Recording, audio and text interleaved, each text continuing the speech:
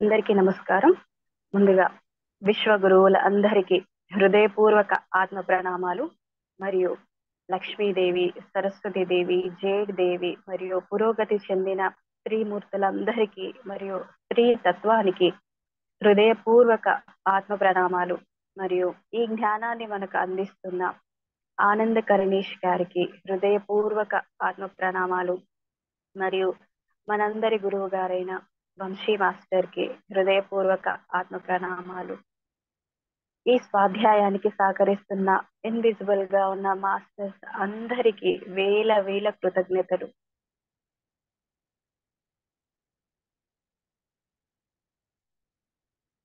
Okay masters, ఈ రోజు మనము 1000 Seeds of Joy ఈ పుస్తకం యొక్క వ్యాఖ్యానంలో భాగంగా ఈ రోజు మనం ఫోర్త్ అధ్యాయంలో ఉన్నాము. ఇది ఏంటంటే మనం ప్రీవియస్ గా హోలీ ట్రినిటీ అంటే త్రిమూర్తులు అనే అధ్యాయాన్ని మనము కంప్లీట్ చేసుకున్నాము. త్రిమూర్తులు అనే అధ్యాయాన్ని మనం సక్సెస్ఫుల్ గా కంప్లీట్ చేసుకున్నాము. ఇప్పుడు 4వ అధ్యాయంలోకి వచ్చాము. సో ఇది ఏంటి అనంటే ఆలోచనలు భావోద్వేగాల నుంచి ఆత్మభావాల వైపు. ఈ చాప్టర్ ని మనం ఈ లెసన్స్ మనం డిస్కస్ చేసుకోబోతున్నాము. అసలు ఒకసారి ఆ టైటిల్ వినండి మాస్టర్స్, ఎలా ఉంది అంటే ఆలోచనలు భావోద్వేగాల నుంచి ఆత్మభావాల వైపుకు ఇది ప్రయాణం అనేది ఏ విధంగా జరుగుతుంది అంటే, ఒక సాధకుడు, ఒక ఆధ్యాత్మికతలో ఉన్న ఒక వ్యక్తి తన యొక్క ఆలోచనలని ఒక కర్మ చెయ్యాలి అన్నా, ఏ సిచ్యువేషన్ లోనైనా ఒక పని, ఒక కర్మ జరగాలి అన్నా కూడా ఫస్ట్ మన లోపల ఏం కలుగుతుంది? ఆలోచన అనేది భావోద్వేగాల రూపంలో కన్వర్ట్ అవుతుంది. భావోద్వేగాల కన్వర్ట్ అయిన తర్వాత ఈ భావోద్వేగాలని శరీర అంశాలైన మనలోని వీళ్ళు ఏవైతే ఉన్నాయో ఆ ఆలోచనలతో పాటు ఉద్భవిస్తున్న భావోద్వేగాలు, ఇవన్నీ కూడా మనసు కారకాలు. ఈ మనసు కారకాల నుంచి మనము ఆత్మభావాల వైపు, సోల్ ఫీలింగ్స్ అంటాం కదా, సో వాటి వైపుకి ఎలాగ ప్రయాణం జరుగుతుంది, వాటి యొక్క అంచనా అంటే ఆ క్రమం ఏ విధంగా జరుగుతుంది అనేది మనం ఇక్కడ ఒక అంచనా వేస్తున్నాము. పర్ఫెక్ట్ గా ఇట్లాగే జరుగుతుంది అనేవి మనము చెప్పలేము. దాన్ని ఒక అంచనా వేయడానికి మాత్రమే మనం ప్రయత్నం అనేది చేస్తున్నాం. ఎందుకు అంటే మనం లాస్ట్ ప్రీవియస్ క్లాస్ లో ఆ శరీర భావాలకి, భావోద్వేగాలకి మరియు ఆత్మభావాలకి మధ్య తేడా ఏమిటో మనం తెలుసుకున్నాం. ఇప్పుడు ఏం చేస్తున్నాము అంటే మరి ఒకదాని నుంచి ఇంకొకటి కన్వర్ట్ అవుతూ ఏదైతే ఆత్మభావాలలోకి మనం ఎలా ప్రవేశిస్తామో దానికి ఉన్న టూల్స్ ఏమిటి? ఆత్మభావాల తర్వాత నెక్స్ట్ ఏంటి మాస్టర్స్? శూన్యం. ఆ శూన్యంలోకి ఎలాగ ప్రవేశిస్తామో, ముందు అక్కడికి వెళ్ళాలి అంటే ఇందులో నుంచి ఎలాగ బయటికి రావాలి, ఆ వరుస క్రమం ఏమిటి, ఆ అవరోహణ స్థితి ఏమిటి అనే దాని గురించి మనం ఈ అధ్యాయంలో తెలుసుకోబోతున్నాం మాస్టర్స్. ఇక్కడ రచయిత యొక్క మొదటి క్వశ్చన్ ఏంటి అంటే, మనలో చాలా మంది గతానికి సంబంధించిన భావోద్వేగాల బాధను మోస్తూ భవిష్యత్తు గురించి బాధపడతారు. ఎల్లప్పుడూ ఆలోచిస్తూ భావోద్వేగాలకు లోనవుతూ ఉంటే ఈ క్రమాన్ని మనం విచ్ఛిన్నం చేయలేం. మన భావోద్వేగ దుఃఖాన్ని సునాయాసంగా ఎలా తొలగించుకోవచ్చు తెలియజేయగలరా? రచయిత ఇదంతా క్వశ్చనే. రచయిత ఏమడుగుతున్నారు మాస్టర్స్ అంటే, అసలు ఏదైతే ఈ మనసులో చాలా మంది ఉంటే, ఫర్ ఎగ్జాంపుల్ మనల్ని తీసుకోండి, ఏం చేస్తాం మనం అంటే, ఉంటే గతంలో ఉంటాం లేదా ఫ్యూచర్ లో ఉంటాం. అంటే ఏంటి? ప్రెసెంట్ ని మిస్ అవుతూనే ఉంటాం. అది మనకందరికి ఉన్న పెద్ద ప్రాబ్లం అది. ఐదర్ పాస్ట్ లేదా ఫ్యూచర్, కానీ ప్రెసెంట్ ని చాలా మిస్ చేస్తూ ఉంటాము. సో కొంతమంది ఏంటి అంటే గతంలో జరిగిన ఏవైతే వాళ్ళకు సంబంధించిన కొన్ని బాధలు అవ్వచ్చు, కొన్ని సిచ్యువేషన్స్ వల్ల వీళ్ళకి జరిగిన డ్యామేజ్ అవ్వచ్చు, దాన్ని పునరావృతం, వాటిని తలుచుకుంటూ మళ్ళీ ఆ పెయిన్ నే అనుభవిస్తూ అక్కడే ఆగిపోతా ఉంటారు. సో దాని నుంచి బయటపడే అవకాశం అనేది లేదా? దాన్ని అలాగా మొయ్యాల్సిందేనా? అసలు అది కూడా ఇందులో పార్టేనా ఆ క్రమాన్ని మనం బ్రేక్ చేయలేమా, విచ్ఛిన్నం చేయలేమా అంటే ఆ గతాన్ని అక్కడితోని ఆపేసి ఆ భారాన్ని మోస్తూ బ్రతకకుండా ప్రజెంట్ లో మనం ఉండలేమా, ఆ చైన్ ని బ్రేక్ చేయలేమా? భావోద్వేగాలు దుఃఖాల నుంచి అంటే ప్రీవియస్ తో జరిగిన దుఃఖాలు అవ్వచ్చు, మనకు జరిగిన డ్యామేజ్ అవ్వచ్చు, లేదా సరికాని ఆలోచన వల్ల ఉద్భవించిన మన జీవితం తాలూకు రిజల్ట్ అవ్వచ్చు. సో వీటన్నింటినీ మనము విచ్ఛిన్నం చెయ్యలేమా? దాన్ని ఎలా తొలగించుకోవచ్చు? మరి ఊరికే ఇలాగా మోస్తూ ఉండాల్సిందేనా? అనేది ఇక్కడ రచయిత అమ్మని క్వశ్చన్ అడుగుతున్నారు మన ఆనంద్ కరణీష్ గారు. సో అప్పుడు అమ్మ ఏం సమాధానం చెప్తున్నారు అంటే, ఎక్కువ ఆలోచనలు మరి భావోద్వేగాలు కలుపు మొక్కలలాగా ఆనందపు విత్తనాలను సూర్యరశ్మి మరియు నీరు రాకుండా వాటిని మొలకెత్తనివ్వకుండా చేస్తాయి. ఉదాహరణకు మీరు ఒక చెట్టు కింద నిశ్శబ్దంగా కూర్చొని మీరు ప్రేమించిన వ్యక్తితో ప్రేమ పారవశ్యంలో ఉన్నప్పుడు ప్రేమ యొక్క ఆనందాన్ని గురించి ఆలోచించండి. మీరు ఆ వర్తమాన క్షణంలో ఎరుకతో లేకపోతే ఆ ఆనందకరమైన క్షణాలు దాటితే వెంటనే అహం ప్రవేశించి ఆ అనుభూతిని మరియు అనుభూతి చెందిన వారిని అంచనా వేయటం మొదలు పెడుతుంది. ఏం చెప్తున్నారు అంటే, అవును, ఎక్కువగా ఆలోచనలు మరియు భావోద్వేగాలు కలుపు మొక్కల వంటివి. అంటే ఏంటి మాస్టర్స్ ఇక్కడ? మన స్పిరిచువల్ ఎక్స్టెన్షన్ లేదా ఒక ఆనందం, మన లోపల ఉన్న ఆనందం అనేదాన్ని ఒక పంటగా తీసుకుందాం, ఒక క్రాప్. మన లోపల ఈ ఆనందం అనే పంట వేసాము. అక్కడ ఏమవుతుంది? అనవసరమైన ఆలోచనలు, అధికమైన ఆలోచనలు, అంటే ఎంత ఆలోచించాలో దానికి మించి ఆలోచిస్తూ మన ఎనర్జీని వేస్ట్ చేసుకుంటూ ఉంటాము అనేది మనం ఆల్రెడీ డిస్కస్ చేసుకున్నాము కదా. సో అట్లాగా ఎక్కువ ఆలోచించడం ద్వారా, అనవసరమైన భావోద్వేగాలకు గురవ్వడం ద్వారా ఇవన్నీ ఏంటి? ఈ మితిమీరిన ఆలోచనలు, ఈ భావోద్వేగాలన్నీ కూడా మనం వేసిన ఆనందం అనే పంట రాకముందే ఇవి కలుపు మొక్కల్లాగా అవి ఫామ్ అవుతాయి. ఈ కలుపు మొక్కలు వస్తే ఏమవుతుంది మరి? ఇన్ జనరల్లీ ఒక క్రాప్ వేసినప్పుడు, ఒక పంట వేసినప్పుడు ఆ పంట యొక్క దిగుబడి గాని, దాని యొక్క క్వాలిటీ గాని, ఆ క్వాంటిటీ గాని ఎక్కువగా రావాలి, దానిలో సత్తా ఉండాలి, అది చాలా బలిష్టంగా ఉండాలి అంటే దానికి అన్ని రకాల సురక్షితం, అన్ని రకాలుగా అన్ని పెస్టిసైడ్ ఇవ్వడం అవ్వచ్చు, లేదా దానికి రక్షణ కల్పించడం అవ్వచ్చు, వాటరింగ్ ఇవ్వడం అవ్వచ్చు, ఇలాగా మనం చేసి ఒక పంటని మనం తీస్తాము. సో ఈ మామూలుగా రైతు ఇలాంటి ప్రాసెస్ చేసి చాలా కష్టపడి తీయడం అనేది జరుగుతుంది. సేమ్ అదే విధంగా కొన్నిసార్లు ఏమవుతుంది? ఆ పంటలో ఇలా పండించే ప్రాసెస్ లో కలుపు మొక్కలు అనేవి ఏర్పడతాయి. కలుపు మొక్కలు అనేవి ఏర్పడినప్పుడు ఏమవుతుంది? ఈ కలుపు మొక్కల వలన ఒరిజినల్ పంట ఏదైతే ఉందో, ఫర్ ఎగ్జాంపుల్ వరి అనుకుందాం.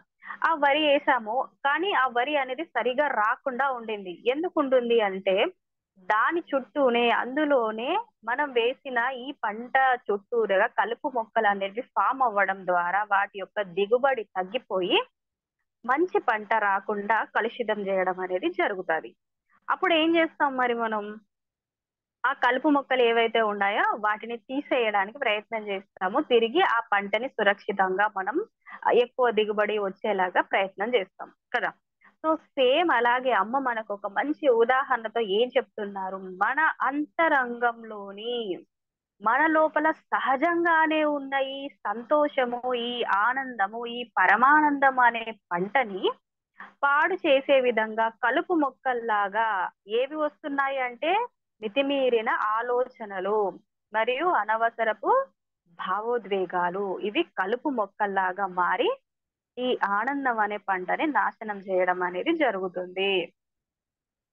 సో అప్పుడు ఏం చేయాలి మరి? ఎలాగైతే పంటను రక్షించుకోవడానికి కలుపు మొక్కల్ని ఏ విధంగానైతే తీసేసామో, అదే విధంగా మనలోని అనవసరపు భావనలు, భావోద్వేగాలను కంట్రోల్ చేయాలి. వాటిని తీసేసినప్పుడు మాత్రమే మనం కావాల్సిన పంట ఏదైతే ఉందో, ఏం పంట? ఆనందం, పరమానందం అనే పంటని మనము తీసుకోగలుగుతాము. సో ఇక్కడ ఏం చెప్తున్నారు? ఏవైతే నీరు, ఈ ఈ ఆలోచన భావాలు ఏ విధంగా చేస్తాయి? ఇందాక చెప్పినట్టుగా విత్తనాలలో సత్తా ఉన్నప్పటికీ కూడా మనం వాటికి సూర్యరశ్మి అండ్ వాటర్ ఇవన్నీ రాకుండా కలుపు మొక్కలు ఏ విధంగానైతే నాశనం చేస్తాయో పంటని, అదే విధంగా మన లోపల ఉన్న ఈ భావోద్వేగాలు, అనవసరమైన ఆలోచనలు కూడా ఈ ఆనందాన్ని నుంచి మనల్ని దూరం చేయడం అనేది జరుగుతుంది. దానికి అమ్మ ఉదాహరణగా ఏం చెప్తున్నారు అనంటే, మనము ఒక చెట్టు కింద కూర్చొని ఉన్నాము. బాగా అలసిపోయి ఉన్నాము. ఒక చెట్టు దగ్గర కూర్చొని ఉన్నాము. అక్కడ చల్లగా ఉంది. సో, అక్కడ మనం కూర్చున్నంత సేపు కూడా మనము ఆ చల్లదనాన్ని, ఆ హాయిని అనుభూతి చెందుతున్నాం. ఆ అనుభూతి చెందుతున్నప్పుడు మనకి ఎటువంటి ఆలోచన అనేది లేదు. ఆలోచన లేనంత సేపు మనం దాన్ని చాలా అద్భుతంగా మనము ఆస్వాదించగలిగాము. అనుభూతిని చెందగలిగాము. ఇగ ఎప్పుడైతే మన లోపల అహం అనేది ప్రవేశించిందో, అహం అనేది ఎప్పుడైతే ప్రవేశిస్తుందో అప్పుడు మన లోపల అహం ప్రవేశించగానే ఏదైతే అనుభూతి చెందుతున్నామో, ఆ అనుభూతిని అంచనా వేయడము, లేదా దాన్ని జడ్జ్ చేయడము, లేదా దానికి ఒక పరిమితిని అనేది ఏర్పరచడం అనేది జరుగుతాది. అది అనుభవించే అనుభవించే వ్యక్తిని మరియు ఆ అనుభూతిని కూడా జడ్జ్ చేయడం అనేది జరుగుతుంది. ఎలాగ జడ్జ్ చేయగలుగుతుంది? అసలు అహం అనేది ఎలా ప్రవేశిస్తుంది? దానికి ఎలా సింక్ చేసి చెప్తావు మరి అంటే, ఎప్పుడైతే మనము ఆ చెట్టు దగ్గర కూర్చొని ఆ చల్లదనాన్ని ఆస్వాదిస్తున్నామో అంతసేపు బానే ఉంది. అప్పుడు మనం ఎరుకలో ఉన్నంత సేపు అంటే కాన్షియస్ గా ఉన్నాము. ఇప్పుడు ఈ ప్రకృతిలో నేను ఉండి ఈ చల్లదనాన్ని ఆస్వాదిస్తున్నాను. అంటే అది ప్రెజెంట్ లో ఉండి ఎరుకగా ఉన్నప్పుడు మనం దాన్ని యథాతథంగా అంటే ఆ అనుభూతిని మనము తీసుకోగలుగుతాము, పొందగలుగుతాము. ఆ సమయంలో ఎప్పుడైతే ఎరుకను కోల్పోతామో, ఎరుకను కోల్పోగానే ఏమవుతుంది అంటే అక్కడ ఈ అహం అనేది చేరి జడ్జ్ చేయడం అనేది జరుగుతుంది. ఓహో! ఎలా ఎలాగ చేస్తుంది అహం అనేది మరి ఎలాగ జడ్జ్ చేస్తుంది అంటే, ఈ కాసేపట్లోనే నువ్వింత ఆనందం పొందుతున్నావు. ఇదేమీ శాశ్వతము కాదు. ఇంకా ముందుంది. ఏమో ఇంకా చాలా ఉందేమో, చాలా ఎండొస్తదేమో, నీకు ఎండ తగులుతాదో ఏమో, నువ్వుండేది ఇంకా సేపేనేమో, ఈ ఎండ ఏదైతే ఉందో బాగా సమ్మర్ సీజన్ ఉంది. ఇది ఇంకా చాలా ఉంటుంది. అంటే ఏం చేస్తుందిక్కడ? ద్వంద్వాన్ని ఏర్పరుస్తుంది. ఏదైతే అనుభూతిని పొందుతున్నారో దాన్ని విచ్ఛిన్నం చేస్తుందక్కడ. కలుపు మొక్క కదా మరి. సో, అలాగా విచ్ఛిన్నం అనేది చేసేస్తుంది. ఆ విచ్ఛిన్నం చేసి ఏమవుతుంది అనంటే మనలోని మనం మనం ఏదైతే అనుభూతిని చెందుతున్నామో, ఆ అనుభూతిని పూర్తిగా విచ్ఛిన్నం చేసి అక్కడ మనకు డిఫరెన్షియేషన్ అంటే ఏంటి? ఇది అనుభవిస్తున్న ఆ ఆనందాన్ని కోల్పోయేలాగా చేస్తుంది. అంటే ఇప్పుడు ఈ ఈ క్షణంలో ఆ అనుభూతిని పొందుతున్నామని సంతోషపడాలా?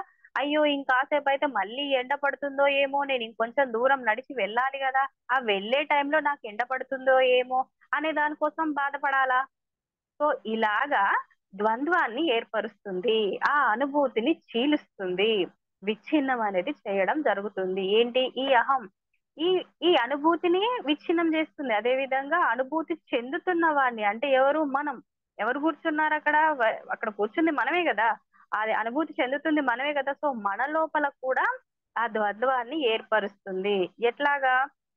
మన లోపల అదే ఆలోచన ఎరుకలో లేకపోవడం వల్ల ఏమవుతుంది అంటే, ఆ ఆలోచన భావం అనేది మన లోపలే కలిగి, మన లోపలే ఫస్ట్ ఆ ద్వంద్వత్వాన్ని క్రియేట్ జేస్తుంది. ఎండ పడుతుందో ఏమో అని ఎక్కడ నడుస్తుంది? ఈ ఆలోచన ఈ ఎవరైతే అనుభూతి చెందుతున్నారో తన లోపలొస్తది. ఆ రాంగానే అనుభూతి పైన ఆ ఎఫెక్ట్ అనేది పడుతుంది. అది అక్కడితో మాయమైపోతుంది. అంటే ఉన్నదాన్ని ఉన్నట్టుగా ఆస్వాదించకుండా, దాన్ని జడ్జ్ చేసి, ఒక పరిమితుల్లో పెట్టి జస్ట్ ఇప్పటి వరకే, ఈ కొంత సేపటి వరకే నువ్వు నీడలో ఉంటావు.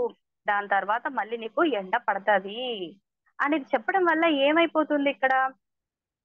ఉన్నదానికి ఇప్పుడు పడుతున్న దానికి సంతోషించాలా? లేదా నెక్స్ట్ జరిగే దాని కోసం భయపడాలా? సో, ఇలాగా ఆ ఉన్నదాన్ని కూడా ప్రెజెంట్‌లో నుంచి అది లాగేస్తది. అంటే ఎక్కడికి తీసుకెళ్ళింది? ఫ్యూచర్‌కి తీసుకెళ్ళి అక్కడ భయం అనేది ఏంటి మాస్టర్? ఒక భావోద్వేగము. ఆ భావోద్వేగం వల్ల ఏమైపోయింది ఇక్కడ మన ఆనందాన్ని బ్రేక్ చేయడం అనేది జరిగింది. సో అలాగా ఇది బ్రేక్ చేయడం అనేది జరుగుతుంది అనేది అమ్మ మనకు ఇక్కడ ఎక్స్‌ప్లెయిన్ చేస్తున్నారు. సో ఆనంద్ కర్ణేష్ గారు మళ్ళీ ఏం క్వెషన్ అడుగుతున్నారు అంటే, ఏ విధంగా అహం మొదటి స్థానంలో వస్తుంది? ఇందాక మీరు చెప్పారు గదా! సో ఏదైతే ఫస్ట్ మీరు ఏ ఆలోచన అయితే చేస్తారో, ఏ అనుభూతినైతే చెందుతారో, అది స్టార్ట్ అవ్వంగానే ఫస్ట్ ఏ కర్మ చేసినా, ఏదన్నా ఒక పని చేయాలి అని పూనుకున్నా, ఫస్ట్ చేసేది ఒక ఆలోచన అన్నారు గదా! ఆ ఆలోచనలోనే అహం వస్తుంది అన్నారు కదా! మరి ఫస్ట్ అహం ఎలా వస్తుంది? ఎలా ఎంటర్ అవుతుంది? అనేది ఇక్కడ క్వెషన్ అడుగుతున్నారు. సో అమ్మ ఏం చెప్తున్నారు అంటే, ఈ ప్రక్రియ చాలా చిన్నతనం నుంచే మొదలవుతుంది. పిల్లలకు ఆనందంతో తడిసి వద్దవటం అన్నది సరిగ్గా తెలియజెప్పకపోతే వాళ్ళు ముఖ్యంగా వారి యుక్త వయస్సుకి చేరుకున్నప్పుడు తమని తాము తక్కువగా చూసుకుంటూ అతి జాగ్రత్త పరులుగా మారుతారు. అంటే ఏంటి మాస్టర్స్ ఇక్కడ చిన్న పిల్లలు ఏ విధంగా అమ్మ ఈ ప్రక్రియ అనేది ఒక చిన్నతనం నుంచే ఎలా ఎంటర్ అవుతుంది అనంటే, అది ఇప్పటి నుంచి కాదు మాస్టర్స్. ఇది చిన్నతనం నుంచే ఆ అహం అనేది మొదటగా ఎంటర్ అవుతుంది. ఏ విధంగా ఎంటర్ అవుతుంది అంటే, చిన్న పిల్లలకి పిల్లవాడు చిన్నగా ఉన్నప్పటి నుంచే వారికి అపారమైన ఆనందం. విషయానందం కాదు. అంటే ఏదన్నా ఇప్పించడం వల్లనో, లేదా వాళ్ళకి నచ్చినయి ఇవ్వడం వల్లనో, ఒక రిమోట్ కార్ కొనియడం వల్లనో, ఇట్లాంటి వాటి వల్ల కాకుండా వారి లోపల ఉన్న సహజమైన ఆనందాన్ని నుంచి వారికి పరిచయం చేయకపోవడం వల్ల. అంటే ఆ సహజమైన ఆనందంలో వాళ్ళు మునిగి తేలుతూ తడిసి ముద్దవ్వడం వల్ల వారికి ఏంటి అంటే, వాళ్ళ సహజ స్థితికి అనుసంధానమై ఉంటారు. సో అట్లాంటిది ఆ సంతోషాన్ని వారికి పరిచయం చేయకపోవడం వల్ల తల్లిదండ్రులు వారికి అలాంటి ఆ యొక్క రుచిని రుచి చూపించకపోవడం వల్ల వాళ్ళేమవుతారు అనంటే, ఎక్కువగా వారు ఒక టీనేజ్‌కి యుక్త వయస్సుకు రాగానే టీనేజ్‌కి రాంగానే వాళ్ళెలా ఉంటారు? ముభావంగా ఉంటారు. లేదా ఎక్కువగా తమని తాము తక్కువ చేసుకుంటారు. అంటే వాళ్ళ లోపల ఆ సెల్ఫ్ ఏదైతే ఉంటుందో అది చాలా ఎక్కువగా అభివృద్ధి చెంది ఉండదు. ఎందుకంటే వారికి డిపెండెన్సీ అవసరమవుతది. డిపెండెన్స్‌గా ఉంటారు. ఎందుకు అంటే పేరెంట్స్ ఇవ్వడం వల్లనో, లేదా పేరెంట్స్ వల్లనే ఏదన్నా మనకి ఆనందం వస్తుందో, లేదా విషయాల వల్ల ఆనందం వస్తుంది. లేదా ఇతరుల వల్ల ఆనందం వస్తుంది. కానీ తనలో తాను ఆనందం పొందగలడు. తనలోనే అపారమైన ఆనందం ఉన్నది. ఆ ఆనందం వల్లే తను నిజమైన పరమానందాన్ని సృష్టించుకోగలుగుతాడు. దాన్ని టేస్ట్ చేయగలుగుతాడు. అది అన్నింటికన్నా గొప్పది అనే విషయము తనకి తెలియకపోవడం వల్ల, తను ఎప్పుడూ కూడా తనను తాను తక్కువగా చూసుకుంటారు. ఎందుకంటే వాళ్ళకి విషయం తెలియదు గదా! వాళ్ళు ఎంతసేపు పేరెంట్స్ మీద డిపెండ్ అవుతారు. లేదా ఫ్రెండ్స్ మీద డిపెండ్ అవ్వడమో, టీచర్స్ మీద డిపెండ్ అవ్వడమో. సో వాళ్ళ వల్లనే మాకిలాంటి ఆనందము లేదా కొద్దిగా ఇదగా ఉంటున్నాము, హ్యాపీగా వస్తుంది. ఏదో విషయానందం వల్ల జరుగుతుంది కాబట్టి వాళ్ళ వల్లే మనకిలాంటి ఆనందం వస్తుంది అనే వాళ్ళు భ్రమలో ఉంటారు. ఆ భ్రమలో ఉండడం వల్ల తనకు తాను ఏం జేసుకోలేను. నాకు నాకు నా వల్ల నా సొంతంగా నాకసలు ఎటువంటి ఆనందాన్ని నేను ఇవ్వలేను అనే భావనల్లో ఉండిపోతారు. కాబట్టి తమను తాము ఎప్పుడు కూడా తక్కువ చేసుకుంటారు. అతి జాగ్రత్త పరులుగా మారుతారు. ఎందుకంటే తన లోపల ఇప్పుడు ఆ పొటెన్షియల్ లేదనుకోండి. రేపొద్దున్న ఏదన్నా జరిగితే నేను నేనసలు ప్రొటెక్ట్ చేసుకోలేను. నా వల్ల అసలు ఏది గాదు. నాకు మళ్ళీ ఎవరో వచ్చి హెల్ప్ చేస్తే గాని నేనిందులో బయటపడలేను గాని, ముందే ఇలాంటివి జరగకుండా చాలా అతి జాగ్రత్తగా ఉంటారు. అంటే నేను దాన్ని క్యూర్ జేసుకోలేను. దాని ఫుల్‌ఫిల్‌మెంట్ నేనివ్వలేను. సో, ఆ టైంకి వేరే వాళ్ళు వస్తారో, రారో, ఆ హెల్ప్ అనేది అందుతాదో, అందదో. కాబట్టి నేను ఏమి అలాంటి డేర్ చెయ్యకుండానే ముందుంటే బెటర్ గదా! అని అతి జాగ్రత్తగా అంటే ఇన్‌సెక్యూర్ ఫీలింగ్‌లో వాళ్ళు ఎక్కువగా ఉండడం అనేది జరుగుతుంది. దేనివల్ల? పేరెంట్స్ అనేవాళ్ళు చిన్నప్పటి నుంచి వాళ్ళ లోపల ఆ సహజమైన ఆనందం ఉంది అంటే వాళ్ళ లోపల ఆ కాన్ఫిడెన్స్ అనేది ఫుల్‌ఫిల్ చేయకపోవడం వల్ల. ఆ కాన్ఫిడెన్స్ గనక వారి లోపల ఉన్నట్లయితే, దాన్ని మనం వారి లోపల ఇంజెక్ట్ చేసి అంటే వాళ్ళకు నేర్పించి ఉన్నా లేదా వారి లోపల అలాంటిది రుచి చూపించి ఉన్నా వారికి ఇలాంటి భయాలనేవి లేదా ఇన్సెక్యూర్ ఫీలింగ్స్ కానీ తమను తాము తక్కువ చేసుకొని చూడడం గానీ జరగదు. ఎందుకంటే వారికి తెలుస్తది కదా! నా లోపలే అపారమైన ఆనందం అనేది ఉన్నది. బయటెక్కడా లేదు. నేనేదైనా చేయగలుగుతాను. నాకు సంబంధించింది నేను ఏదైనా ఈజీగా జేయగలుగుతాను అనే భావన ఉన్నప్పుడు, ఆ సెల్ఫ్ సెక్యూరిటీ అనేది ఉన్నప్పుడు, ఆ సెల్ఫ్ స్ట్రాంగ్‌గా ఉన్నప్పుడు, అంత రిజర్వ్డ్‌గా ఉండాల్సిన అవసరం లేదు గదా! సో, అప్పుడు వాళ్ళు స్ట్రాంగ్‌గా ఉంటాడు. ఇక్కడ ఇలా ఉండకపోవడానికి కారణం మనం వారికి సరిగా నేర్పించకపోవడము. డిపెండెన్సీలోనే ఉంచడము. ఒరిజినల్ ఆనందాన్ని కూడా ఎప్పుడు మన పిల్లలకి నేర్పిస్తూనే ఉండాలి అనేది ఇక్కడ మీరు ఎలాగైతే అంటే మీరేదైతే చేశారో మరి ఎందుకొచ్చింది ఇక్కడ అంటే ఒక అద్భుతమైన పాయింట్ ఉంది మాస్టర్స్. మన లైఫ్‌లో ఏదైతే జరిగిందో అలాంటివే వారి లైఫ్‌లో కూడా జరుగుతాయి అనేది వాళ్ళ మీద రుద్దేయడం. నాకేదో జరిగింది. సో, ఆ పిల్లవానికి కూడా అంటే నా నా నా కూతురుకో లేదా నా కొడుక్కో కూడా అలాగే జరుగుతుందో ఏమో అనేది అనవసరమైన భయాలని వారి పైన రుద్దడం. దాని వల్ల ఏమవుతుంది వాళ్ళకి? మేబీ మా మదర్ చెప్తున్నారు కదా! అలాగే జరుగుతుందో ఏమో! ఆమె లైఫ్‌లో గదా జరిగింది. సో, అంటే ఆమె ఏదైతే చెప్తుందో నా లైఫ్‌లో కూడా అలాగే జరుగుతుంది కాబట్టి నేను జాగ్రత్తగా ఉండాలి. అసలు దేని మీద ఇన్వాల్వ్ అవ్వొద్దు. రిజర్వ్డ్‌గా ఉండాలి అనే ఒక భయంలోకి, ఒక ఇన్‌సెక్యూర్‌లోకి, ఒక అహంలోకి ఎళ్ళిపోతాడు. అహంలో వెళ్ళంగానే డీవియేట్ అయిపోతాడు. డీవియేట్ అవ్వగానే ఏమవుతుంది? తన లోపల ఆ కొద్దో గొప్పో ఆనందం ఏమైపోతుంది? అది కూడా విచ్ఛిన్నం అనేది అవుతుంది. తన లోపల ఇంకసలు తన లైఫే స్టార్ట్ అవ్వలేదు. చిన్న పిల్లవానిగా ఉన్నప్పుడే ఈ భయాలు వాడి మీద రుద్దడం వల్ల సహజంగానే రావాల్సిన ఆ ఆనందాన్ని కూడా తను కోల్పోయి విచ్ఛిన్నం అవ్వడం అనేది జరుగుతుంది. సో, ఏదైతే మనం వారిపైన రుద్దుతున్నామో ఈ రోజుల్లో అది కరెక్ట్ కాదు. ఏదైతే మీరు మీ పిల్లల విషయంలో చేస్తున్నారో అదే పొరపాటు వల్లనే వాళ్ళంత రిజర్వ్డ్‌గా వాళ్ళని వాళ్ళు తక్కువ చేసి చూసుకోవడం వల్లనే ఈ అహం వాళ్ళ లోపల ప్రవేశించి వాళ్ళు ఇలాగా ప్రవర్తిస్తూ ఉంటారు. లేదంటే ఉన్నదాన్ని ఉన్నట్టుగా చూడగలిగే శక్తి, సత్తా ఆ చిన్న పిల్ల లోపల సహజంగానే ఉంటుంది. దాన్ని ఎవరు చెడగొడుతున్నారు మరి అంటే మీరే. యాస్ ఎ తల్లిదండ్రులుగా మీరే. మీ లైఫ్‌లో జరిగిన సంఘటనలని భయాలతో, అనవసరమైన థింకింగ్స్‌తో వాళ్ళ పైన రుద్దడం వల్లనే వారి యొక్క ఆనందాన్ని మీరే చెడగొడుతున్నారు అనేది ఇక్కడ అమ్మ చెప్తున్నారు.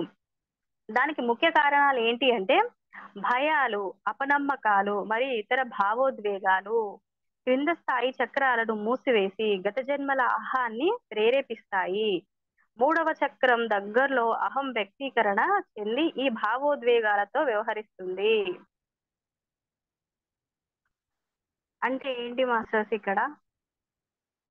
మొదటి 2 అనవసరమైన భయాలు మరియు అపనమ్మకాలు. భయాలు, అపనమ్మకాలు మరియు ఇతర భావోద్వేగాలు కింద స్థాయి చక్రాలైన మూసివేసి గత జన్మలోని అహాన్ని ప్రేరేపిస్తాయి. అంటే ఈ అహం అనేది ఒక్క జన్మలోనే ఉందా మాస్టర్స్ మరి?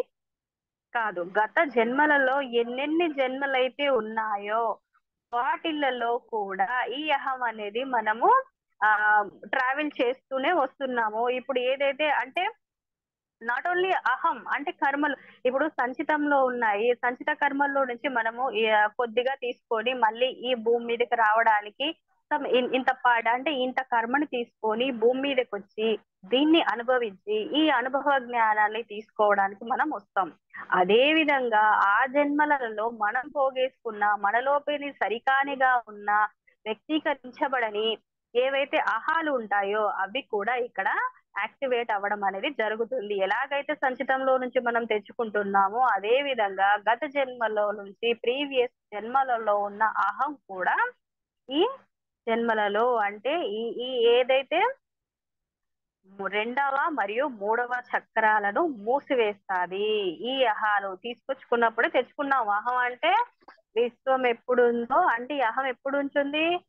ఎప్పుడైతే విశ్వం ఉందో అప్పటి నుంచి ఈ అహం అనేది ఉన్నది అనేది ఈ మాటతో మనకు అర్థమవుతుంది. అంటే మనం వచ్చేటప్పటి నుంచే ఎక్కడైతే మనం బ్లూ ప్రింట్ తీసుకొని కిందకు వస్తున్నామో అప్పటి నుంచే మన జన్మ సంస్కారాలలో నుంచి కూడా ఈ అహాన్ని కూడా మనం పోగేసుకొని రావడం అనేది జరుగుతున్నది. ఈ అహం ఉండడం వల్లే కదా ఈ రెండవ మరియు మూడవ చక్రాలు ఏదైతే మూలాధార మరియు మణిపూరకం ఈ ఈ ఈ రెండు స్వాదిష్టాన ఈ రెండు చక్రాలలోని ఈ మానవ సంబంధాలకు సంబంధించిన అన్ని యుద్ధాలు అన్ని ఏదైతే ఉన్నాయో గొడవలు కొట్లాటలు సంఘర్షణలు అన్ని ఈ అన్ని రకాలైన ఈ సినిమాలన్నీ కూడా ఇక్కడే యాక్టివేట్ అవుతాయి. ఇక్కడే బాగా కీలకమైన మార్పులు అనేటివి జరుగుతాయి అనేది మనము ప్రీవియస్ క్లాస్ లోనే తెలుసుకున్నాం కదా మాస్టర్ చక్రాల గురించి. సో అప్పుడు చెప్పిన ఇదే భావన అమ్మ ఇప్పుడు మళ్ళీ చెప్పడం జరుగుతుంది. ఏది చక్రాలు కింది స్థాయి చక్రాలు అంటే ఏంటి మాస్టర్స్? మొదటి మరియు రెండవ చక్రాలు మూలాధార చక్రము మరియు స్వాదిష్టాన ఈ రెండు చక్రాలలో వాటికి సంబంధించిన భావోద్వేగాలకు సంబంధించిన ఏవైతే చక్రాలు ఉంటాయో ఆ ఎనర్జీస్ ఏవైతే ఉంటాయో అవి మూసివేయడం అనేది జరుగుతుంది. అవి మూసుకొని పోవడం వల్ల ఈ అహం ప్రవేశించి అక్కడ ఆ శక్తి అనేది ఇన్బ్యాలెన్సింగ్ అనేది అవుతుంది. ఎప్పుడైతే ఇన్బ్యాలెన్సింగ్ అవుతుందో మన లోపల అనవసరమైన సంఘర్షణలు, అనవసరమైన భావాలు, అనవసరమైన ఫీలింగ్స్, అనవసరమైన థాట్స్ ఇవన్నీ చేయడం అనేది జరుగుతుంది. అంటే ఒక వ్యక్తి యొక్క పరిపూర్ణంగా వాడు ఫైట్ చేయాల్సింది ఎక్కడ మాస్టర్స్? ఈ మొదటి రెండు చక్రాల్లోనే ఈ సినిమా అంతా జరుగుతుంది అనేది ఇక్కడ అమ్మ చెప్తున్నారు. భావోద్వేగాల్లో వ్యక్తపరుస్తున్నప్పుడు అన్ని ఉనికిలోకి వచ్చినప్పుడు మనసు సృష్టించిన మొదటి సృష్టి అహం. అహం వల్ల మంచి చెడు తెలుపు నలుపు తప్పు ఒప్పు వంటి విభజన ప్రపంచంలోకి కలిగిస్తుంది. అహం అనేది కేవలం భయం కోపం అసూయ గర్వం ద్వేషం మనం చూసే విధానాన్ని బట్టి వాటిలో కాకుండా ఆలోచనలు ప్రేరేపించే దృక్పథాలు. చూడండి మాస్టర్స్ ఇక్కడ ఏదైతే మనము ఈ మొదటి మరియు రెండవ చక్రాలలో మూసివేయడం ద్వారా అంటే వీటి యొక్క శక్తి క్లోజ్ చేయబడింది. ఇది ఏదైతే ఉందో ఆ రెండింటిని మొదటి రెండు చక్రాలు గనుక యాక్టివేట్ అయ్యాయి అనుకోండి అతని యొక్క స్థితి పెరుగుతుంది. ఆ స్థితి పెరగడం ద్వారా మిగతా చక్రాలని దాటుకోవడం చాలా ఈజీ అవుతుంది. ఎందుకంటే ఒక మానవుడుగా ఉన్న వ్యక్తికి ఒక సాధకుడుగా ఉన్న సర్వసాధారణమైన వ్యక్తి యొక్క ప్రతి ఒక్క చర్య దినచర్యలో ప్రతి భాగంగా మనము కుటుంబంలో ఉన్నాము, ప్రతి వారితో మాట్లాడే సోషల్ యానిమల్ గా ఉన్నాము. ఇక్కడ జరిగే ప్రతి సంఘటనలో ఏదో ఒక భావోద్వేగం అనేది ఉంటుంది. ఈ భావోద్వేగాలను ప్రేరేపించేది వాటిని పాలిష్ చేయొచ్చు, ఐదర్ వాటిని నాశనం చేసే ఏ ఒక్క ప్రక్రియ అంతా కూడా ఈ రెండు చక్రాల దగ్గరే ముడిపడి ఉంటుంది. ఇవి మూసివేయబడతాయి. ఏ విధంగా అంటే అహం అనేది ప్రవేశించినప్పుడు తెచ్చుకున్నాం కదా వచ్చేటప్పుడే.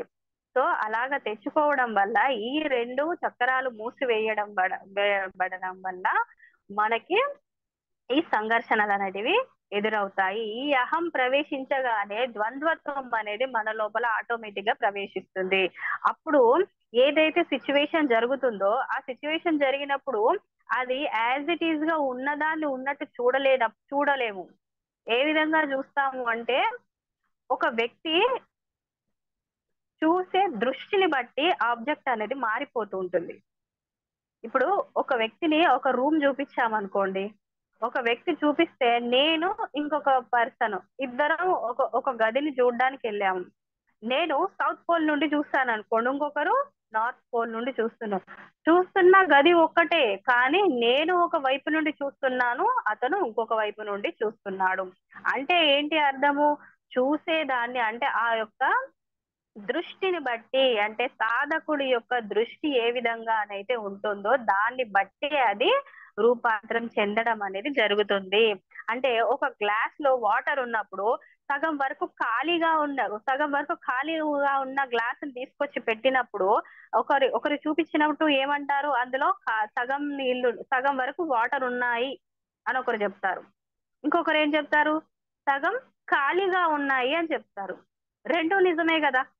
అంటే వారి యొక్క దృష్టి ఏ విధంగా చూస్తున్నారు? వాటర్ ని చూసావా, లేదా ఖాళీగా ఉన్న ప్లేస్ ని చూసారా అనే దాని మీద డిపెండ్ అవుతది. అట్లాగే ఈ అహం అనేది కూడా ఆ వ్యక్తి యొక్క దృష్టికోణాన్ని బట్టి మారడం అనేది జరుగుతుంది. సో వారి లోపల ఒక ద్వంద్వం అనేది క్రియేట్ అవుతుంది. రెండుగా చీల్చడం అనేది జరుగుతుంది. తద్వారానే ఏమవుతుంది అంటే వారి లోపల తెలుపు, నలుపు, మంచి, చెడు, తప్పు, ఒప్పు వంటి విభజనలు ప్రపంచంలోకి కలిగిస్తుంది. నిజానికి అవన్నీ ఉన్నాయా? తప్పు, ఒప్పు, నిజము, అబద్ధము, లేదా ఆహ్, ఈ ఈ భావోద్వేగాలన్నీ ఏంటి మాస్టర్స్? అహం కారణంగానే కదా విభజించబడినాయి. ఉన్నదాన్ని ఉన్నట్టుగా చూడగలిగామా? లేదు. ఎందుకు అంటే ఈ అహం అనేది మన లోపల విభజనలు చెంది ఈ అన్నింటికి రెండు రెండు తెలుపు, నలుపు, తప్పు, ఒప్పు అనేవి డిఫరెంట్ షేడ్ 2 రకాలుగా విభజించి చూపించడం అనేది జరిగింది. అహం అనేది కేవలం భయం, కోపం, అసూయ, గర్వం, ద్వేషం మనం చూపించే విధానాన్ని బట్టే కాకుండా ఆలోచనలు కూడా ప్రేరేపించే దృక్పథాలు. కేవలం మనం ఆలోచించే మన లోపల భావోద్వేగాలు ఏవైతే ఉన్నాయో అవే కాదు, మనం ఆలోచించే ఆలోచనల్లో కూడా ఈ గర్వం, ఈ అహం అనేది ఉంటాది. భావోద్వేగాలలో అహం ఉంది, మన ఆలోచనల లోపల కూడా అహం అనేది ఉంది. సింపుల్ గా ఇక్కడ అమ్మ చెప్పడం అనేది జరిగింది. ఇక్కడ ఇవి చిన్న చిన్నవి ఏవి? భయం, కోపం, అసూయ ఇవన్నీ చూపించడం అనేటివి ఏంటి? అహం కారణంగా చూపించేవి. ఇవి చిన్న చిన్నవి. ఇవే కాకుండా విశ్వాసాలు, ఉద్దేశాలు, గుర్తింపులు వంటి వాటిలో కూడా ఉంటుంది అహం. ఈ అహం అనేది కూడా గుర్తింపులు అంటే ఏంటి? విశ్వాసాలు అంటే వాళ్ళకొక నమ్మక వ్యవస్థ అనేది ఉంటుంది. దానిలో కూడా అహం అనేది ఉంటుంది. గుర్తింపులు అంటే ఒక పిల్లవాడు ఉన్నాడనుకోండి మాస్టర్స్. తను బాగా ఒక క్లాస్ చెప్పగలిగాడు. అంటే తను 10థ్ క్లాస్‌లో మంచిగా ఒక మంచి జీపీఏతో మంచి మంచి పాయింట్స్‌తో 10/10తో తను పాస్ అవ్వడం అనేది జరిగింది. సో పాస్ అయ్యాడు. కానీ వాళ్ళ క్లాస్ టీచర్ ఎవరైతే ఉన్నారో లేదా హెచ్ఎం ఎవరైతే ఉన్నారో వారిని ఎక్కువగా ప్రశంసించలేదు. జస్ట్ నార్మల్‌గా కంగ్రాచ్యులేషన్స్ చెప్పి వదిలేశారు. అప్పుడు అతని లోపలున్న అహం కారణంగా తనకి ఎలాంటి వస్తుంది అంటే, నేను 10/10 సాధించాను. అయినా నన్ను గుర్తించలేదే, నన్ను ఇంకా అప్రిషియేట్ చేయలేదే అనేది ఆ గుర్తింపు ఏదైతే ఉంటుందో, ఆ గుర్తింపు కోసం తాపత్రయపడడము. ఆ గుర్తింపు కోసం తాపత్రయపడ్డప్పుడు ఆటోమేటిక్‌గా తన లోపల ఉన్న ఆనందం అనేది కోల్పోతారు. ఇప్పుడు 10/10 వచ్చిందని సంతోషపడాలా? లేదా వాళ్ళ క్లాస్ సార్ అతన్ని అప్రిషియేట్ చేయలేదు, తనకి కావాల్సినంత గుర్తింపుని ఇవ్వలేదు అనేది బాధపడాలా? అంటే ఈ అహం అనేది దాన్ని డీవియేట్ చేసేసింది కదా. సో అలాగే కొన్ని పెద్ద పెద్ద చిన్న చిన్న ద్వేషం, కోపం, అసూయ లాంటి చిన్న చిన్న భావోద్వేగాలనే కాకుండా గుర్తింపు, విశ్వాసాలు వాటిలలో కూడా అహం అనేది ఉంటుంది అనేది అమ్మ చెప్తున్నారు. అహం లేనప్పుడు ఈ ఆలోచన సమూహం మరి భావోద్వేగాలన్నీ శూన్యతలోకి కరిగిపోతాయి. ఎప్పుడు మరి ఇవన్నీ శూన్యతలోకి కరిగిపోతాయంటే అహం అనేది ఎప్పుడైతే కరిగించబడుతుందో, ఈ అహం కరిగించినప్పుడు ఈ రెండుగా అంటే ఈ ద్వంద్వంలో చూడకుండా ఉండడం అనేది ఆగిపోతాది. ఈ గుర్తింపు కోసం వెంపర్లాడడం అనేది ఆగిపోతాది. ఇక అసలు ఎవరో వస్తారు, ఏదో చేస్తారు, లేదా నన్ను గుర్తిస్తారు, నన్ను అప్రిషియేట్ చేస్తారు. నువ్వు చాలా బాగా చెప్పావు అని చెప్పి నన్ను అంటారు అనేది ఇప్పుడు ఫర్ ఎగ్జాంపుల్ నేను క్లాస్ చెప్తున్నాను. నన్ను ఆహా! ఓహో! అని చెప్పారు అని వాళ్ళు అనుకోవాలి అని నేను చెప్పాననుకోండి. అది వాళ్ళు నిజంగానే అలా చెప్పలేదు. మీరు చాలా బాగా చెప్పారు మేడం అసలు. అబ్బో! ఎంత బాగా చెప్పారో అని అన్నప్పుడు మాత్రమే నాకు సాటిస్ఫాక్షన్ అనేది జరుగుతాది. లేదంటే జరగదు. అని నేను పెట్టుకున్నాననుకోండి. అది జరుగుతాదా? అదసలు జరుగుతాదా? అప్పుడు నేను బాగా చెప్పాను అనే దాని కోసం సంతోషపడాలా? లేదా వాళ్ళు నన్ను అప్రిషియేట్ జేయలేదు, వాళ్ళు నన్ను గుర్తించలేదు అనే దాని కోసం బాధపడాలా? ఎందుకు? ఏదైతే నేను చెప్పాలి అని అనుకుంటున్నానో, అది నేను చెప్తాను, అది రిసీవింగ్ అనేది వాళ్ళ ఇష్టము. ఎవరో దగ్గర నుంచి నేనెందుకు ఎక్స్పెక్ట్ చెయ్యాలి అనేదే అహాన్ని నిలువరించడం. ఆ అహాన్ని తగ్గించినప్పుడే ఆ ఒరిజినల్ ఆనందం అనేది పొందుతాము. ద్వంద్వంలోకి వెళ్ళము. ఉన్న ఆనందాన్ని, ఉన్న సంతోషాన్ని విచ్ఛిన్నం చేసుకోకుండా ఉండగలుగుతాము. నాకు అవసరం లేదు వారు ఏం వారు నన్ను మెచ్చుకోవాలనో లేదా వారు నన్ను గుర్తించాలనో దృక్పథంతోని, ఆ ఇంటెన్షన్ తోని క్లాస్ చెప్పినప్పుడు వారు అలాంటిదే నాకు ఇవ్వనప్పుడు, వారి దగ్గర నుంచి నాకు అలాంటి అప్రిషియేషన్ గాని, గుర్తింపు గాని దక్కనప్పుడు, నేను ఆటోమేటిక్ గా మూడ్ ఆఫ్ అయిపోతాను. ఆ సంతోషాన్ని కోల్పోతాను. సో దానివల్ల నాకు ఏమొస్తుంది మరి? ఏమీ రాదు కదా! సో అలాంటి అప్పుడు ఏమైపోయింది నా లోపల? అహం అనేది కారణమయింది. ఆ అహం కారణంగానే ఎదుటి వారి నుంచి ఎక్స్‌పెక్టేషన్స్ అనేవి నేను పెట్టుకున్నా. గుర్తింపు కావాలని ఊహించుకుంటున్నా. ఆ గుర్తింపు కోసం వెంపర్లాడాను. కాబట్టి నాకు అహం అనేది అక్కడ పని చేసింది కాబట్టి, ఆ అప్రిషియేషన్ దొరకలేదు. కాబట్టి నా ఉన్న సంతోషం కూడా పాయే. ఎందుకు మరి అలాంటిది? సో ఇప్పుడేం చేయాలి మరి దీనికి సొల్యూషన్ ఏంటి అంటే, అహం తీసి పక్కన పెట్టాలి. ఎట్లా పెట్టాలి మరి? అది డీవియేట్ చేసే కారకం అదే గదా! సో దాన్ని తీసి పక్కన పెట్టాలి అంటే, ఎలా పెట్టాలి అంటే నా ఇంటెన్షన్ అనేది ప్రాపర్ గా ఉండాలి. ఎదుటి వారి కోసం కాదు. నేను నా కోసం క్లాస్ చెప్తున్నాను. సో నేను ఏదైతే సేవ చేయాలని అనుకుంటున్నో దానికి పూర్తిగా నేను సరెండర్‌నెస్ లో ఉండి, శరణాగతిలో ఉండి నేను చెప్తున్నాను అని తీసుకున్నప్పుడు, అలా చెప్పినప్పుడు నాకు ఎవ్వరి దగ్గర నుంచి ఎటువంటి ఎక్స్‌పెక్టేషన్ అనేది ఉండదు. ఉండనప్పుడు ఇంకా నాకు బాధేముంటుంది? నేను ఎలా చెప్పుకున్నా నేను ఆ సర్విస్ నేను చేశాను అనే ఆనందము, సంతోషం ఆటోమేటిక్‌గా నాకది ఉండిపోతుంది లోపల. ఎవరో చెప్పలేదు. మేడం బావుందని చెప్పలేదు నాకు అనేది నాకు ఏ ఫీలింగ్ రాదు గదా! సో అలాంటప్పుడు నా నా ఆనందం ఏదైతే ఉంటుందో అది ఇంకా ఇంకా పెరుగుతది. నేను చాలా చెప్పాను. నేను ఎంతో కొంత చేయగలిగాను. ఆ సర్విస్ నేను ఇయ్యగలిగాను. నాకు సంతోషంగా ఉంది అనేది మనకు వస్తుంది. ఎప్పుడు ఆహాన్ని తీసి పక్కన పెట్టినప్పుడు. ఆహాన్ని డ్రాప్ చేయాలి అంటే గుర్తింపు, ఎక్స్‌పెక్టేషను, ఇతరుల యొక్క నమ్మక వ్యవస్థల పైన మనం పనిచేయడము, వారికి అనుకూలంగా ఉండాలి అని అనుకోవడము, ఇలాంటివి తీసేసినప్పుడు మాత్రమే మనము ఆ పూర్తిగా ఆనందాన్ని మనం పొందగలుగుతాము అనేది ఇక్కడ అమ్మ చెప్తున్నారు. సో, నెక్స్ట్ ఆనంద్ కరుణేష్ గారు ఏమడుగుతున్నారు అనంటే, కొంతమంది దివ్యజ్ఞాన ప్రకాశం పొందిన గురువులు అహం అనేది కేవలం ఒక ఆలోచన మాత్రమే అని అంటారు. కానీ మీరు అహం అనేది ఆలోచన మరి భావోద్వేగం అని అంటున్నారు. అయితే కొంతమంది గురువులు అంటే దివ్య జ్ఞాన ప్రకాశం పొందిన గురువులు అంటే ఏంటి? Ascended master, divine beings, light masters అనొచ్చు. లేదా కాంతిలోక వాసులు. ఈ మాస్టర్స్ అంతా కూడా అది కేవలం ఏంటే ఆలోచన మాత్రమే. అహం అనేది జస్ట్ ఆలోచన మాత్రమే అంటున్నారు. కానీ మరి అమ్మ ఏమో అహం అనేది ఆలోచన మరి భావోద్వేగం అని అంటున్నారు. మీరు 2 ఎలా చెప్తున్నారు అనేది ఇక్కడ ఆనంద్ కరుణేష్ గారు క్వెషన్ అడుగుతున్నారు. అప్పుడు సరస్వతీదేవి ఏం చెప్తున్నారు అంటే, అవును. ఆకారం రీత్యా అది భావోద్వేగం. ఆకారం రీత్యా భావోద్వేగం స్ట్రక్చరల్ గా ఆకారం ప్రకారం అది భావోద్వేగమే. కానీ అహం అనేది మీకు తెలియని నీడ.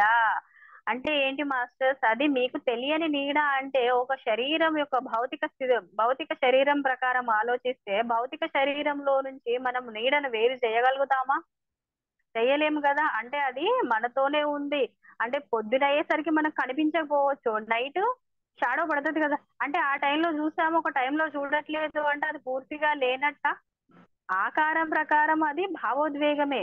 కానీ అసలు విషయానికొస్తే అది మనలో ఒక నీడగా ఉన్నది. అంటే అంత విడదీయరాకుండా ఉన్నది. అది ఎప్పుడైతే మనం భూమి మీదకొస్తున్నామో అప్పుడే బ్లూ ప్రింట్ తీసుకొని రావడం అనేది జరుగుతున్నది.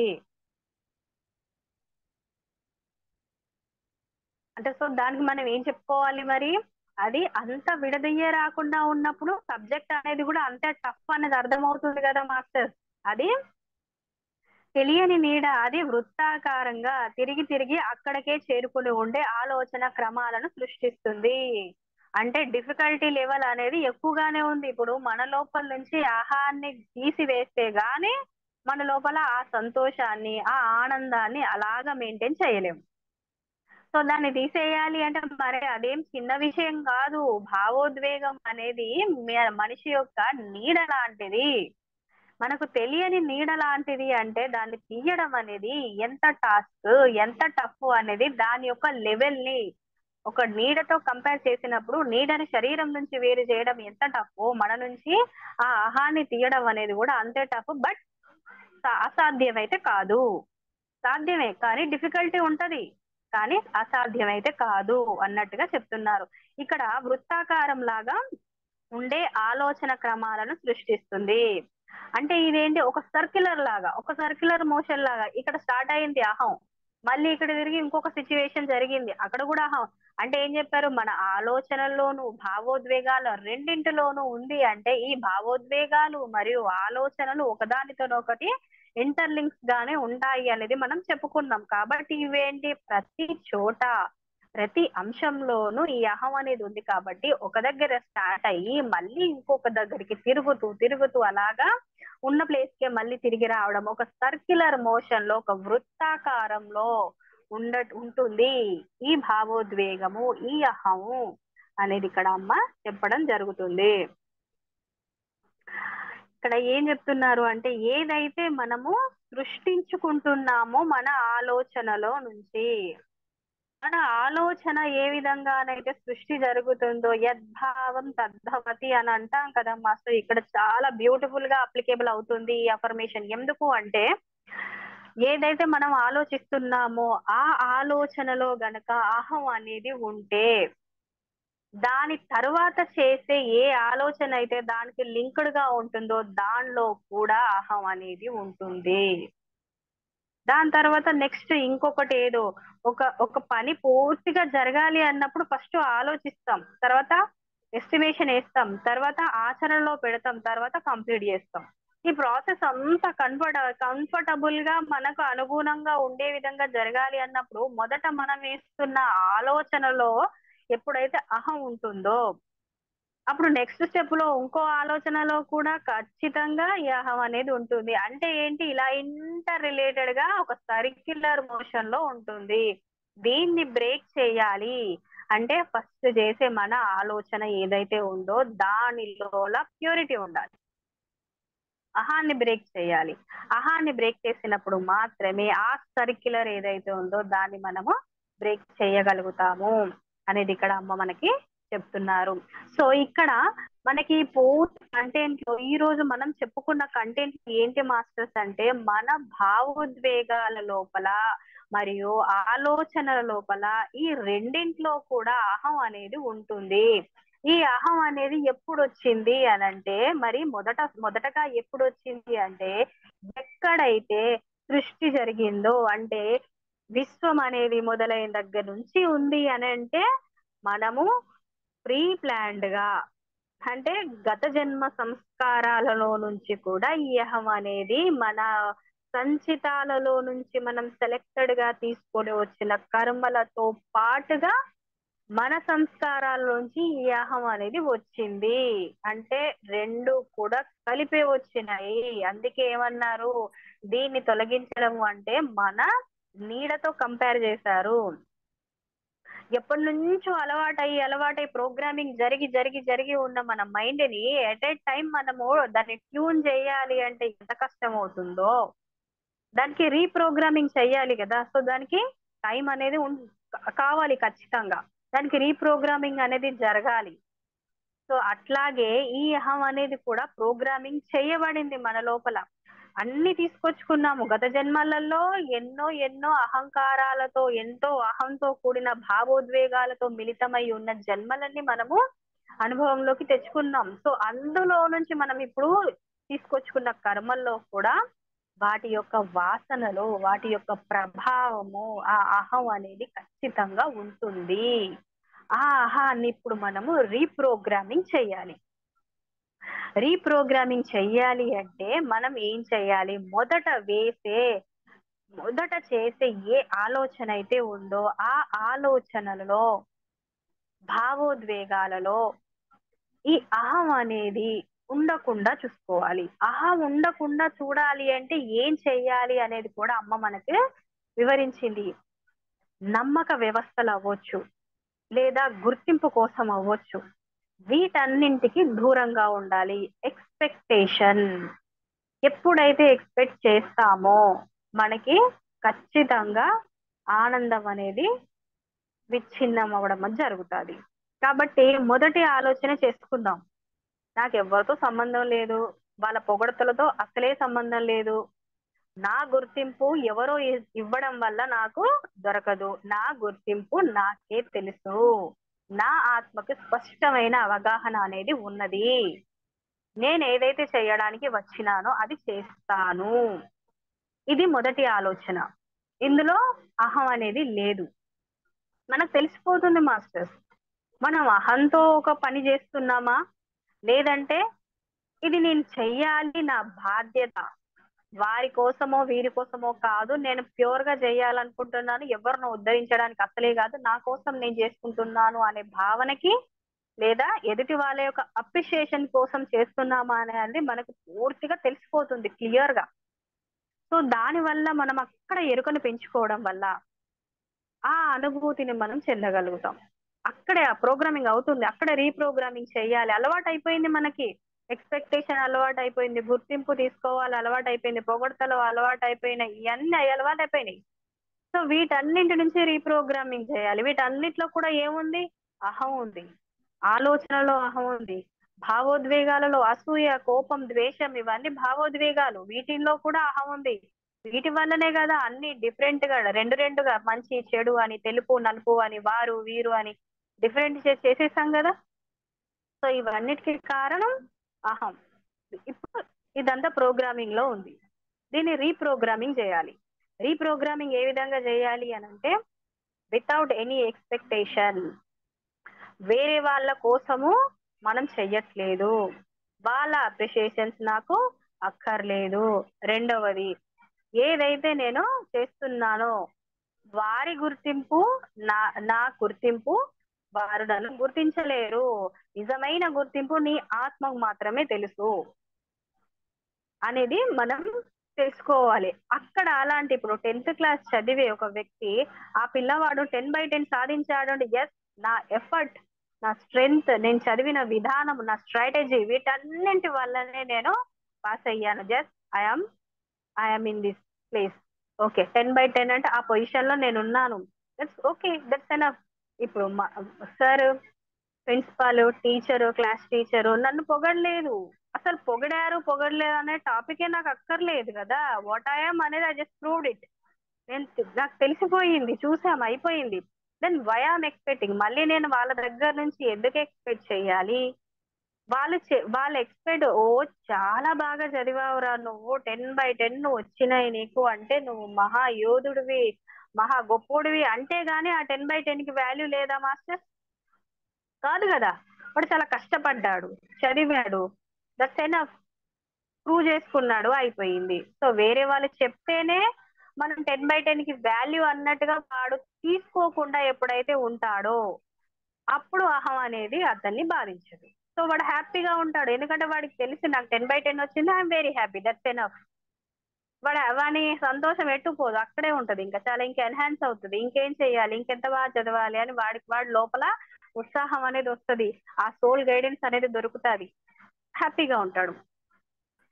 అదే ఎక్స్‌పెక్ట్ జేస్తే ఏమవుతుందో అర్థమైంది గదా! సో, అక్కడ రీప్రోగ్రామింగ్ అనేది జరగాలి. సో, మనమందరం కూడా మరి దీని ద్వారా మనకర్థమైంది ఏంటి అంటే, ఇన్ జనరల్లీ పొద్దున్న లేస్తే సాయంత్రం వరకి ఎన్నో జరుగుతా ఉంటాయి మన లైఫ్‌లో.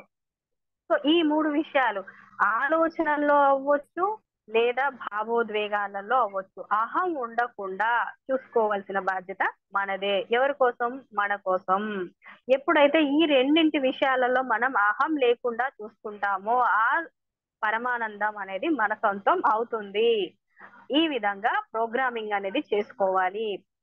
ఈ ప్రోగ్రామింగ్ చేసుకోకపోవడం వల్లనే ఈ అహంకారం, ఈ అహం అనేది బయలుదేరడం వల్లనే ద్వంద్వత్వానికి గురవుతున్నారు అనేది ఇక్కడ అమ్మ చెప్పడం జరుగుతుంది. ఆ అనుభూతిని పూర్తిగా ఉన్నదాన్ని ఉన్నట్టుగా ఆస్వాదించకుండా, అయితే ఫ్యూచర్ లేదా పాస్ట్ ను మోసుకొని తిరుగుతున్నాము, లేదా ఫ్యూచర్ కై ఎదురు చూస్తూ బతుకుతున్నాం. కానీ ప్రెసెంట్ సిచ్యువేషన్ ని ఎంజాయ్ చేయలేకపోతున్నాము, ఆ అనుభూతిని పూర్తిగా పొందలేకపోతున్నాము.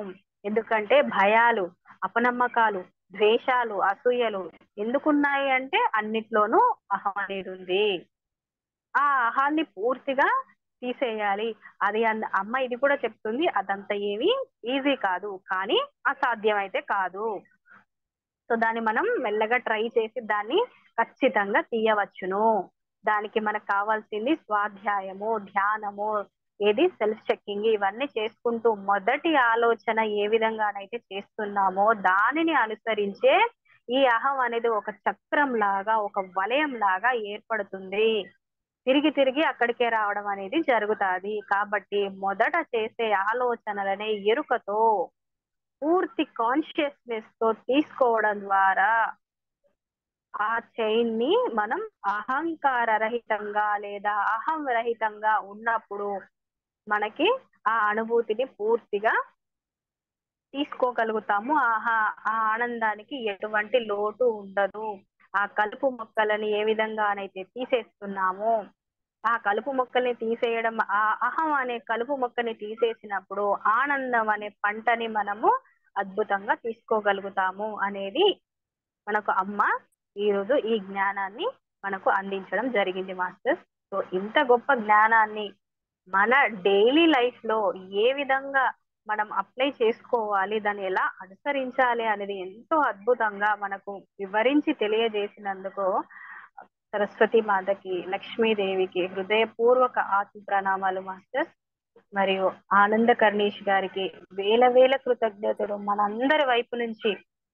అద్భుతమైన ప్రశ్నలను అడుగుతూ వాటికి ఒక సమాధానాలను మన వరకు చేర్చినందుకు ఆయనకి హృదయపూర్వక ఆత్మ ప్రణామాలు తెలియజేసుకుంటున్నాను మాస్టర్స్. ఈ రోజుతో మనము ఈ క్లాస్ ఇక్కడితో ఆపుకుందాము.